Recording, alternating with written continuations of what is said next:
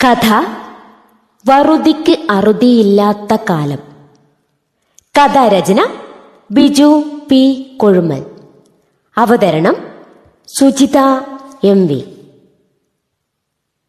വറുതിക്ക് അറുതിയില്ലാത്ത കാലം.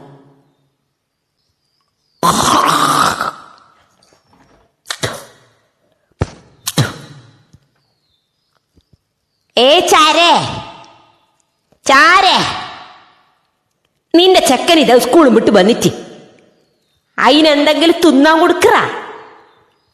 പയിച്ചിട്ട് കണ്ട പ്രാണം കടിക്കുന്നോലും. വായിലെ തുമ്മാൻ ചാണകം തേച്ച മുറ്റത്ത് പൂക്കളം വരച്ചിട്ട് അമ്മമ്മ ഉച്ചത്തിൽ വിളിച്ചേരാണ് താഴെ വളപ്പിൽ നിലതെറ്റി വീണ പന്നിയൂരിന് കാല് നാട്ടുന്നിടത്തു നിന്ന് അമ്മ വന്നത്. ഏടപ്പയിക്കാണ്ടിക്കലി, സ്കൂളും വിട്ട് വന്നിട്ട് കണ്ട കുളത്തിലും തോട്ടിലും തുള്ളിയിട്ടല്ലേ വരുന്ന്.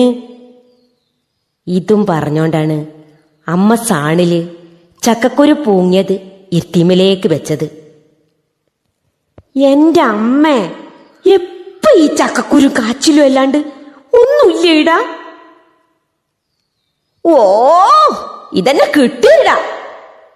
വേണമെങ്കിൽ തിന്നിട്ട് അപ്പുറത്തുനിന്ന് 3-4 കുറുക്കൂട്ടീരെ ചപ്പ് കുറച്ചിട്ട് ബാ. രാവിലത്തേക്ക് ചക്കപ്പാക്കാനാന്ന്. വേമ്പാ. എനിക്ക് വേണ്ട നിങ്ങളെ പുണ്ടത്തിന്റെ ചക്കക്കുരു. പണ്ടേ കബീഷിനെ പോലെയുള്ള മുഖം ഒന്നുകൂടി അമർത്തി വെച്ച് ഞാൻ പിറുപിറുത്തു. ഇതിനേക്കാളും നല്ലത് സ്കൂളിലെ പാറോട്ടിന്റെ പയറും കഞ്ഞി തന്നെയാണ്. ഇപ്പം ഇതന്നെ കിട്ടിയത് ഭാഗ്യാണ് മോനെ. നമ്മളെ കാലം കഴിഞ്ഞാൽ അറിയാം ഇതെല്ലാം കിട്ടുമോന്ന്. ഗദ്ഗതം നിഴലിച്ച ആ വാക്കുകൾ സത്യമാണ്. ബാല്യകാലത്ത് ഒരു മുറിയുടെ മൂലയിൽ പശിയുറങ്ങാത്ത കാലത്തേക്ക് സൂക്ഷിച്ചു വെക്കുവാൻ ചളിയിൽ കുഴച്ചുവച്ച ചക്കക്കുരു ഒരു നിത്യക്കാഴ്ചകളിൽ ഒന്നായിരുന്നു.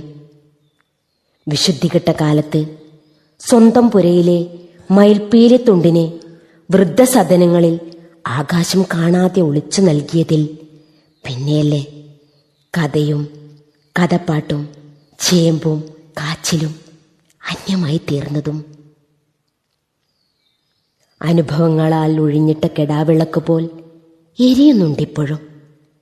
വറുതി കാലത്ത് ഉണ്ണാൻ വേണ്ടി ഉണ്ണാതുറങ്ങിയ നാളുകൾ. നിങ്ങൾക്കുമുണ്ടോ അങ്ങനെ ഒരു കാലം?